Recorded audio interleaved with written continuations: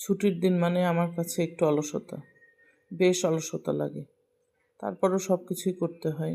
আসসালামু আলাইকুম। শুধু ঘড়ির সাথে চলতে হয় না, করতে হয় সব কিছু। সন্ধ্যায় ভাবছি কি করব, তারপর ফ্রিজ খুলে দেখি ক্যাপসিকাম রয়েছে। এজন্য মনে হলো একটু পাকোড়া ভাজি। নাস্তার আয়োজনের প্রথমে মাথায় রাখতে হয় ঝাল কিছু করতে হবে। নেহা ঝাল ছাড়া খাবে না। মিষ্টি খাবার ও মুখেই দিতে চায় না, তাহলে কার জন্য করব? নাফি আজকে চলেই গিয়েছে, এজন্য মনে হলো ক্যাপসিকামগুলো দিয়ে একটু পাকোড়া ভেজে নিই। ক্রিস্পি হবে, মেয়েটা আমার অনেক পছন্দ করে খাবে। ওর ক্রিস্পি খাবার যে এত পছন্দ, আমার নিজেরও ভালো লাগে। ঝাল খাবার হলে মনে হয় একটু খাই। মিষ্টি খাবার আমারও এতটা পছন্দ না।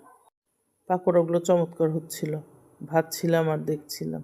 এর মাঝে আমার সিম্বু, মনে হচ্ছিল ওর কোনো সারা শব্দ নেই। কোথায় ও? ঘরে গিয়ে দেখি বিছানায় আয়েশ করে ঘুমাচ্ছে। পাকোড়া মোটামুটি হয়ে গিয়েছে, উঠাই নিচ্ছি। সস দিয়ে খাবে। একটু শশা কাটবো ভেবেছি, শশা একটু পেঁয়াজ কুচি করে দিলে খেয়ে মজা পাবে। রান্না নিয়ে যে কি চিন্তা, এক চিন্তা শেষ না হতে আরেক চিন্তা। মনে হয় কি দিয়ে করব আর খেয়ে মজা পাবে। আলহামদুলিল্লাহ।